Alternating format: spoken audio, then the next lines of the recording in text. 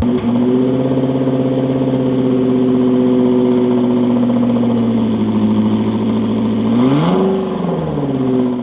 is our 1998 Lotus Esprit Sport 350, as Harriet introduced the car.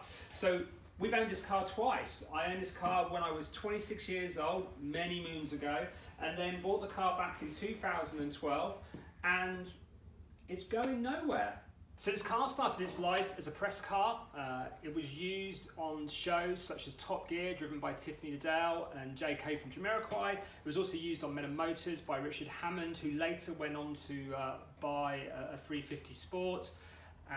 What else about this car? It was used in various magazines at the time. Its competition was seen as the Ferrari 355, the Porsche 996, and the Aston Martin DB7.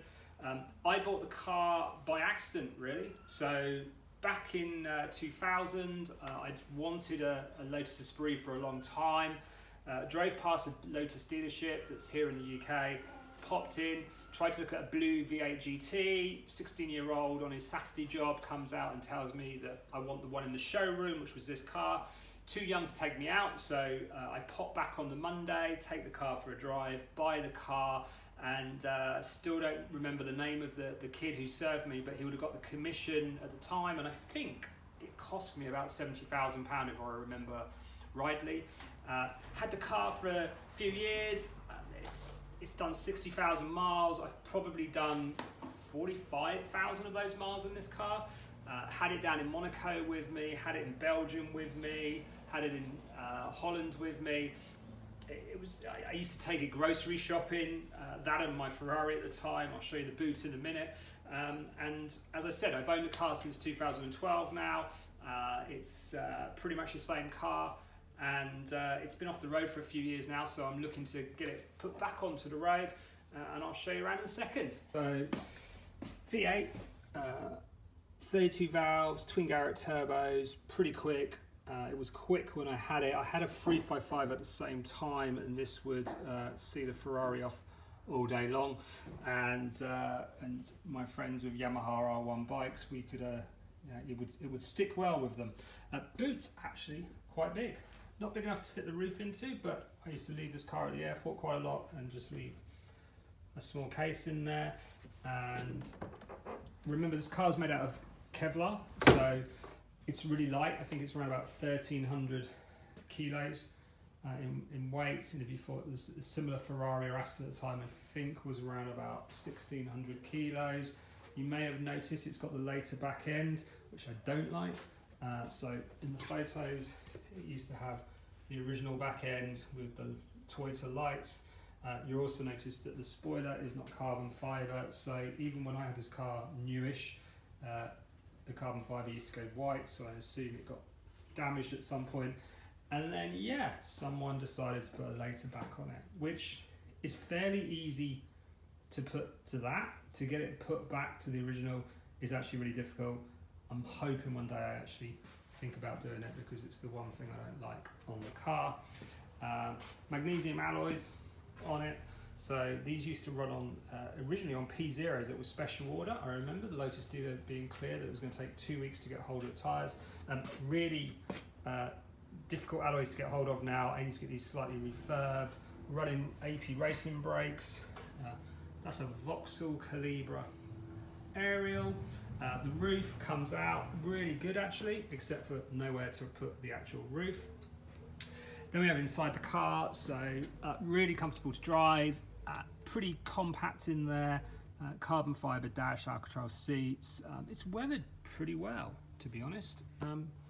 It's not too bad. The carpet needs sorting out down there from someone's foot at some point.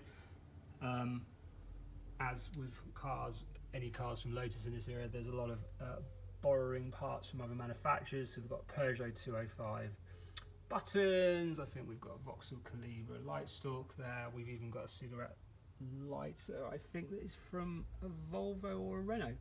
5-speed Renault Spider box. Pretty good gearbox, bit notchy. The clutch is quite heavy on this car because it's had a race rebuild, but drives well. Handbrake right down there, really annoying when you're stuck at a hill or for a parking lot with a bit of an incline. And then originally the stickers, these are original stickers, used to be on the roof as well. You'll notice in some of the press photos, for some reason when I bought the car, Lotus decided that they would take that off because it hadn't weathered well. It's a bit missing there, which I've got, just never bothered putting back on the car right now. And then, you know, there's this little area in here which I've never actually bothered to put anything into.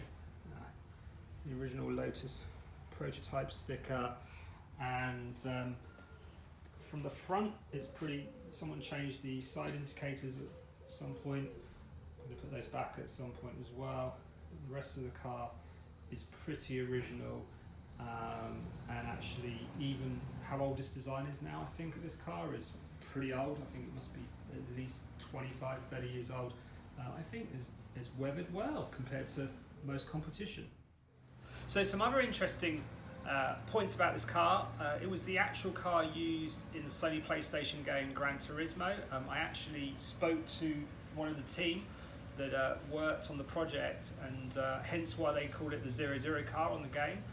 Another interesting story about the car is that, which I'll share in a later video, is that Michael Schumacher drove the car way back in 2000 as well, which I found out when I met him back in 2001. And a few other stories. So what's next for the car? So got to get it back on the road, actually use it. I just haven't had the time and patience to kind of get a few things figured out. It's not going to take a lot, but it seems a waste right now to have it sat in storage all the time and not be used. Love the car. It was one of my better purchases. To be honest, you hear horror stories about Lotuses. Touch wood somewhere around here. It's been okay. In fact, I would say compared to some other cars I owned at the time, it felt a lot less fragile than maybe a Ferrari back in the time, and a bit more rewarding to drive than maybe a Porsche 911. It's now in my collection. I've got quite a big collection which I'm going to share on these videos hopefully over the coming weeks, and I ask you all to press that like button for me and subscribe to my channel. I promise it will get better and better with the footage. This is my first go, and I will do another video soon about the car when it's back on the road, and do some shots of it driving out, and happy to answer any questions. Do you want to start it? Turn key.